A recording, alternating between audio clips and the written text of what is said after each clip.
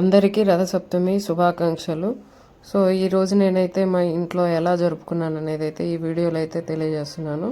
చూడండి, ఇక్కడ నేను 5:30కే లేచి ఇక్కడ పొయ్యి అయితే అరేంజ్ చేసుకొని పసుపు కుంకుమలతోటి పూజించుకుంటున్నాను.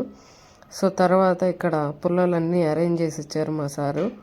సో తర్వాత నేనేం చేశాను అంటే ఇక కర్పూర బిళ్ళలతోటి పొయ్యి అయితే వెలిగించుకుంటూ ఉన్నాను. చిన్న చిన్న పీసెస్. యాక్చువల్గా అయితే పొయ్యి వెలిగించడం అయితే చాలా నాకు కష్టం, ఎప్పుడు వెలిగించాను. సో రథసప్తమి రోజు అయితే కొంచెం కష్టం అయితే పడుతుంటాను.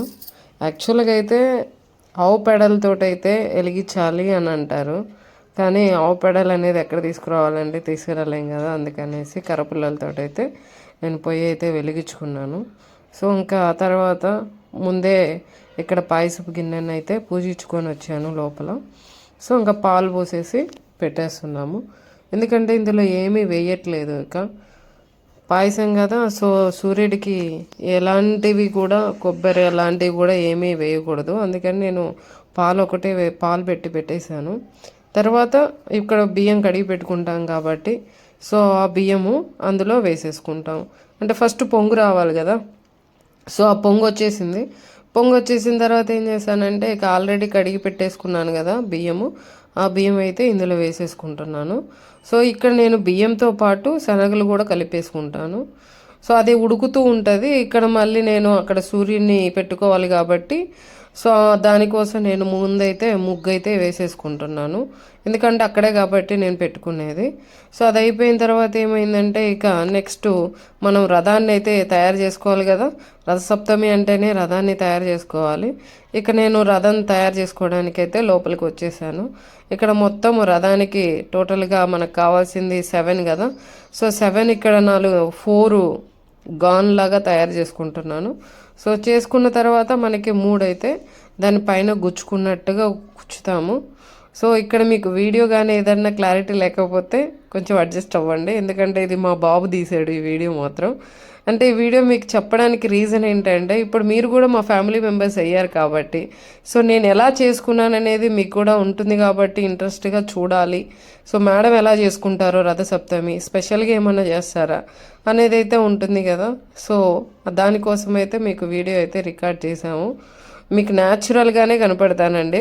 లైక్ జస్ట్ కాలేజీకి వెళ్ళేటప్పుడు మాత్రం డిఫరెంట్గా ఉంటాము, ఇంట్లో ఉన్నంత పూజలో ఉన్నంత మాత్రం ట్రెడిషనల్గానే మీకు కనపడతాను.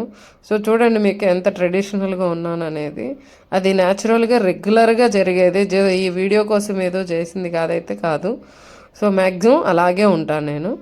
ఇక చిక్కుడుగాయలతోటి రథాన్ని తయారు చేసుకున్న తర్వాత ఇక పూజించుకోవాలి కదా. కుంకుమ బొట్లతోటి ఫస్ట్ గంధం పెట్టుకొని తర్వాత కుంకుమతోటి అలంకరించుకుంటున్నాను. సో అలంకరణ అయిపోయిన తర్వాత నెక్స్ట్ మనం ఏం చేయాలి అంటే ఇక నాకు అంతలోపు అయిపోయింది కదా పొంగలి ఉడకడం అంతా. సో ఆ పొంగలి ఉడకడం అయిపోయిన తర్వాత ఇక లాస్ట్ దించుతాను అన్న ముందు నెయ్యి వేసేసుకున్నాను. అక్కడ ఆల్రెడీ రథం అయిపోయింది, ఇక్కడ ముగ్గేసేసుకున్నాను. నెక్స్ట్ ఇప్పుడు ఏం చేయాలి అంటే ఇక నేను రథాన్ని మొత్తాన్ని డెకరేషన్ చేసుకోవాలి. సో ఇంకా పొంగల్ అయిపోయింది కాబట్టి పొంగల్ దించే ముందు ఇక్కడైతే తోరణం అయితే కడతాము. సో తాడు అనేది అది తమలపాకుతో అయితే మేము ఫస్ట్ అక్కడ దించే ముందు అయితే కట్టాలి. ఇక్కడ ఆల్రెడీ తాడు పసుపుతోటి తయారు చేసుకొని ఉంటాను, ఇదిగో చూడండి కట్టేస్తున్నాను. సో అంటే కొంతమంది ముందే కడతారు, అలా కడితే ఏంటంటే కొంతమంది పంతులు అలా కట్టకూడదు అని చెప్పారు. ఫస్ట్ అలాగే కట్టేదాన్ని, సో కట్టకూడదని చెప్పారు, అందుకని కట్టలేదు. ఇక నెక్స్ట్ వచ్చేసరికి ఏంటి అంటే సూర్య భగవానికి నేను ఆర్ధ్యం చేస్తున్నాను. ఇక్కడ మనం వాటర్లో కుంకుమ ఎర్రటి అక్షింతలు ఉంటాయి కదా, అవి సూర్య భగవానికి అర్పించాలి. నా బొటన వేలు తగలలేదు చూడండి, తగలకుండా పట్టుకోవాలి మనము అది ఏదైనా కానీ. సో తగలకుండా పట్టుకొని ఆ సూర్య భగవానికి అయితే అర్పించాలి. ఇది రెగ్యులర్గా చేస్తే ఇంకా మంచిదండి. యాక్చువల్గా అయితే నార్త్ ఇండియన్స్ అయితే డెఫినెట్గా వాడు మార్నింగ్ లేచిన వెంటనే వాళ్ళు చేసేదైతే ఇదే సూర్య భగవానికి ఇలా ఆర్ఘ్యం అయితే సమర్పిస్తారు. సో అది అయిపోయిన తర్వాత ఇక్కడ ఆల్రెడీ నేను ముగ్గేసుకొని ఉన్నాను కదండి, ఆ ముగ్గేసుకున్న తర్వాత ఇప్పుడు ఇంకా ఇదంతా రెడీ చేసుకోవాలి కదా. ఆ రెడీ చేసుకోవడం కోసం పూలతో అయితే డెకరేట్ చేసుకుంటున్నాను అక్కడ. సో డెకరేషన్ చేసుకున్న తర్వాత ఏమవుతుందంటే అక్కడ పక్కనే నా రథం ఉంది కదా, సో ఆ రథాన్ని అయితే అక్కడ కూర్చోబెడుతున్నాను. అక్కడ పెట్టేసిన తర్వాత ఇంకేం చేయాలి, మనం మళ్ళీ పూలతోటి డెకరేషన్ చేసుకోవాలి కదా. కింద అనేది ఏంటంటే అది జస్ట్ ఆయన కూర్చోబెట్టడం కోసం. మనం యాక్చువల్గా అయితే నేల మీద కూర్చోం కదా, ఏదో ఒకటి వేసుకొని కూర్చుంటాం కదా. మరి అలాంటిది రథాన్ని కూడా అలా పెట్టలేం కదా, అందుకని పూలతో అయితే అలంకరించాను. తర్వాత రథాన్ని పెట్టిన తర్వాత ఇంకా రథం మొత్తం పూలతో అలంకరించేసుకున్నాను. సో ఇప్పుడు ఏంటంటే ఆల్రెడీ పొంగల్ అనేది రెడీ చేసుకొని ఉన్నాను కదా, ఇక ఆ పొంగల్ని తీసుకొచ్చి ఆ దేవుడికి నైవేద్యం అయితే సమర్పిస్తున్నాను. దాంతోపాటు ఇక్కడ ఆవు నెయ్యి అండి, మొత్తం అది ఆవు నెయ్యితో దీపం అయితే పెడుతున్నాను. సో ఆవు నెయ్యితో దీపము, అలాగే నెక్స్ట్ వచ్చేసరికి తాంబూలము, నెక్స్ట్ కొబ్బరికాయ. మామూలుగా దేవుడికి ఎలాగైతే మనం పూజ చేసుకుంటామో ఇక అవన్నీ చేసుకుంటారు. సో కొంతమంది ఏంటంటే జిల్లెడాకుల మీద కూడా పెట్టేసుకుంటారు. సో నేను జిల్లెడాకుల మీద పెట్టలేదు, ఎందుకంటే మార్నింగ్ ఆల్రెడీ నేను స్నానం అయితే చేసేసాను. పిల్లలు కూడా జిల్లెడాకులు పెట్టేసుకొని స్నానం అయితే చేశారు. ఆ వీడియో అయితే నేను షూట్ చేయలేకపోయానండి, అది టైం అయిపోయింది. సో నాకు ఎర్లీగా వెళ్ళిపోవాలి కాబట్టి, కాలేజ్ ఉంటుంది కాబట్టి మార్నింగ్ నేను 9 కల్లా వెళ్ళిపోవాలి కాబట్టి ఇవన్నీ రెడీ చేసుకోవాలి. కొంచెం హడావుడైతే ఉంటుంది, బట్ ఎర్లీగా లెగుస్తాం కాబట్టి ఈ హడావుడిలో కొంచెం మేనేజ్ అయితే చేయగలుగుతాం. ఇది ఓన్లీ స్పెషల్ ఈ డే అనే కాదు, రెగ్యులర్గా నాకు దీపం పెట్టింది అయితే బయట అయితే అడుగైతే పెట్టము, అది రోజు జరుగుతుంది. కొంతమంది ఏంటంటే మనకి టైం సరిపోలేదు, మేము దీపం పెట్టలేకపోతున్నాము, ఇలాంటి డైలాగ్స్ అయితే వేస్తూ ఉంటారు. సో అలాగే ఒక్క పూట తినకుండా ఉండగలుగుతారండి? అప్పుడు కూడా నాకు టైం సరిపోలేదు, వండుకోలేకపోయాను అని అనుకోవచ్చు కదా, కానీ అలా అనుకోము. జస్ట్ దేవుడి దగ్గరికి దీపం పెట్టడానికి అయితే మనకి చాలా బద్ధకాలు అయితే వస్తాయి. సో బద్ధకం వద్దండి, బద్ధకం లేకుండా మనం రోజుకి మనకి ఇచ్చిన లైఫ్లో ఒక్కసారి ఆయన కోసం 10 నిమిషాలు కేటాయించి ధ్యానం చేసుకుంటే చాలు. అదేంటంటే మనకి పాజిటివ్ వైబ్స్ అనేవి వస్తాయి. అంటే దేవుడు నిన్ను అడిగారా, నన్ను అడగలేదు కదా, ఇలాంటి అన్నీ సిల్లీ క్వశ్చన్స్ అండి. అలాంటి మాటలైతే మాట్లాడొద్దు.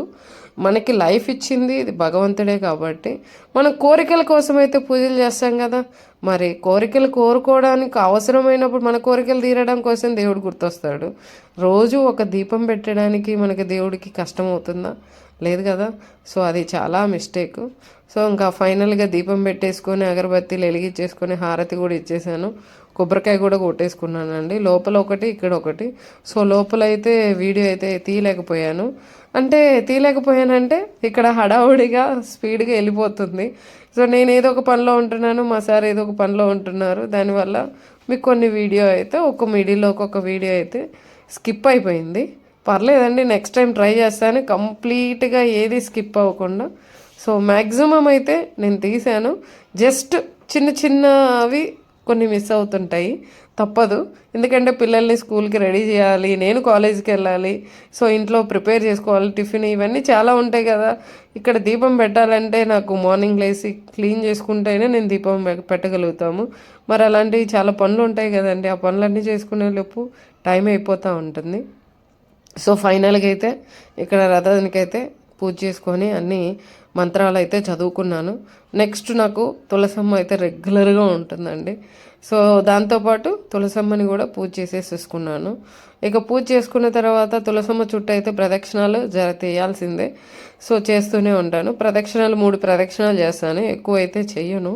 అంటే ఎక్కువ చేయొచ్చు కదా అని అనుకోవచ్చు, టైట్ షెడ్యూళ్ళల్లో చూసుకుంటూ ఉంటాం కదండి. సో మనకున్న టైంలో ఒక్కసారైనా దేవుని తరించుకోవాలి కాబట్టి సో ఇలాగైనా నేను చేసుకొని అయితే వెళ్తాను. ఇక్కడ 3 ప్రదక్షిణాలు చేసేసుకొని ఇక దండం పెట్టుకొని లోపల మళ్ళీ మనకి ఇంకా వేరే పనులు ఉంటాయి కదండి, ఇంకా ఆ పనులలోకి మళ్ళీ అటాక్ అనేసి ఇదిగోన్న రథం ముగ్గు ఎలా ఉందో మీరే చెప్పండి. నెక్స్ట్ ఇక కాలేజీకి రెడీ అయిపోయాను, ఇది నా కాలేజీ టుడే అవుట్ఫిట్. సో మీరు ఎలా ఉందో ఒకసారి చెప్పండి. Bye bye.